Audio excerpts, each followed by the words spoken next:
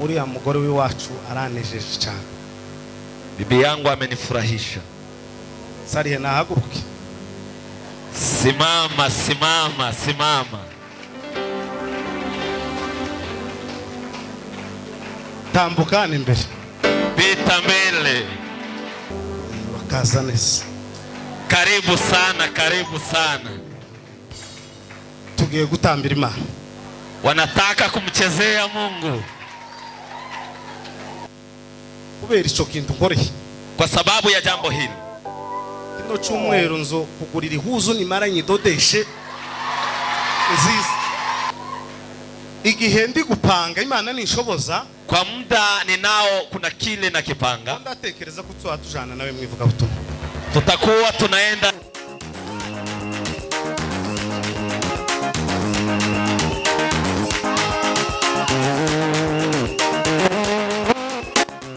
Ngore w'iwacu aranejeje cyane. Bibi yangu amenifurahisha.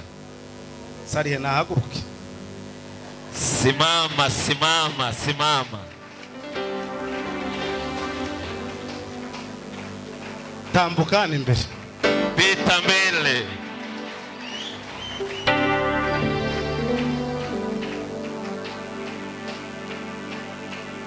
Asante sana. Asante sana.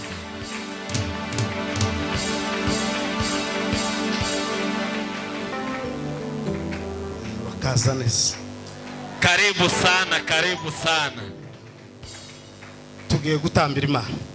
Wanataka kumchezea Mungu. David uwe makini. Mutuze Bwana sifiwe. Amen. Oye nukuri kiriya kintu akoze kiranejeje cyane. Abarikiwe sana. Aciza nko gukora ugafatikanya n'wanyu gukora. Mukifanya kazi mkiwa wawili ni vema zaidi. Kubera ico kintu nkoreye. Kwa sababu ya jambo hili. Kino cyumweru nzo kugurira ihuzu nimaranye dodeshe nziza.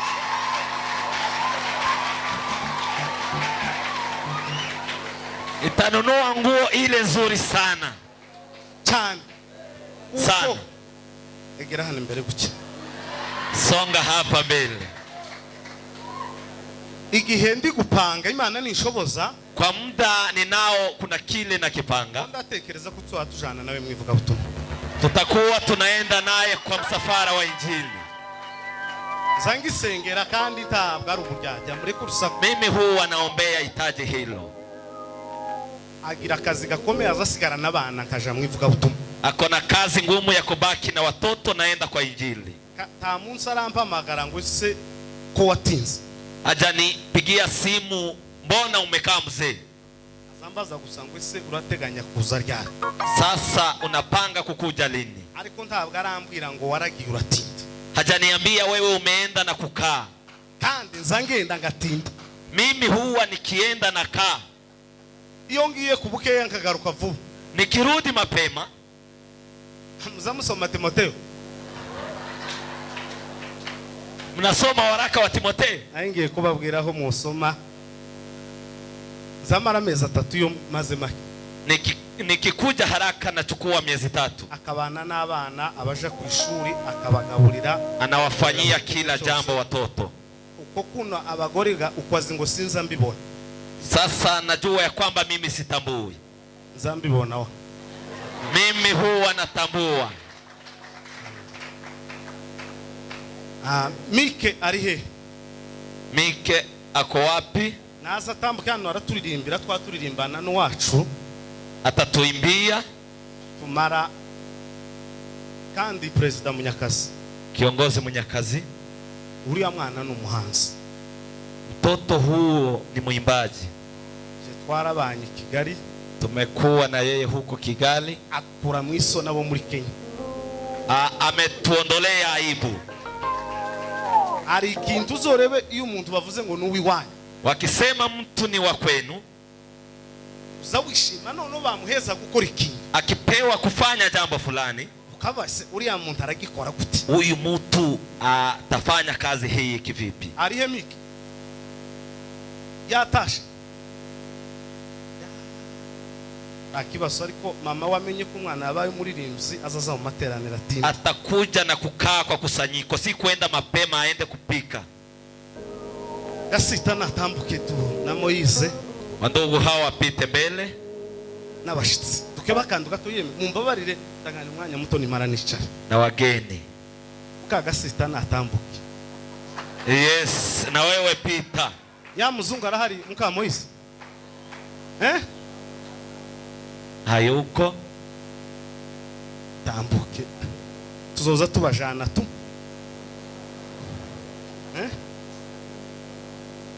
tambuka abashitsi wa na wageni mpite mbele msaidiane. Ndiyegereza pastor Mugwanashaka. Tunamkaribisha pastor Mugwanashaka. Mukomere Imana mashi. Acha tushangilie. Ni umushumba n'umurevera n'umukozi w'Imana. Ni mtumishi wa Mungu. Ni umuvuga butumwa. Ni mnenaji wa neno la Mungu. Agira ikintu azakora cyiza. Kuna kitu anakifanya kizuri. Azi kuvuza ipenda. Sana sana. No kubyina. Na kucheza.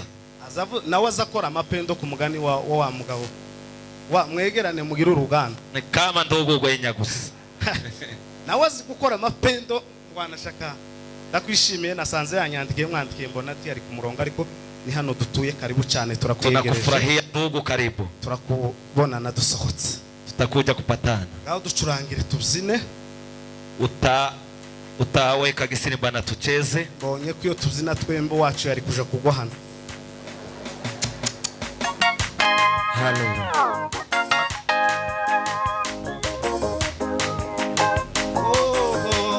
Yes. Nitasimama kwenye munara nione lile atakalo litenda we. Nitasimama kwenye munara nione lile atakalo litenda. Oh, nitasimama kwenye munara nione lile atakalo litenda we.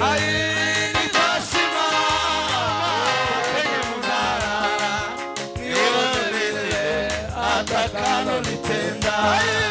Nitasimama nawe munala nione lile atakalo litenda. Nitasimama kwenye munala waburuke duhimba nione lile atakalo litenda.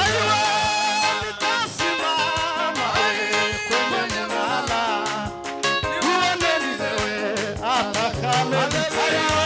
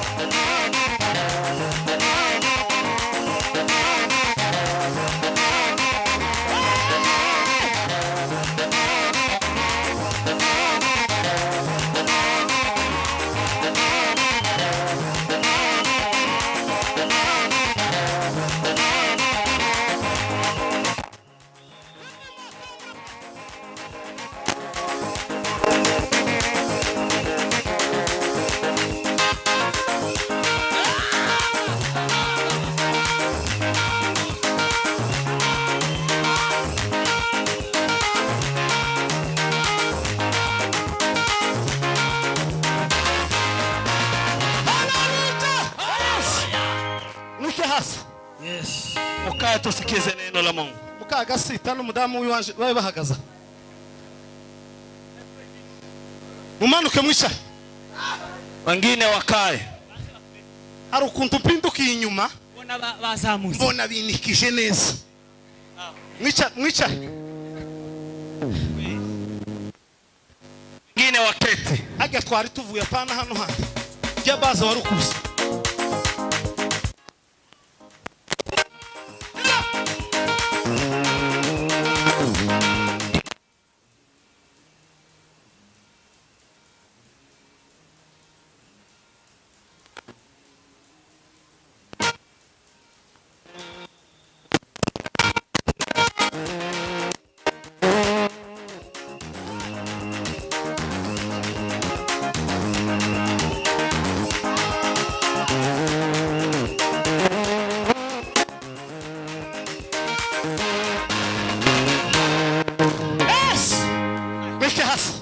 Imana baheze umugisha muteke neza rino joro.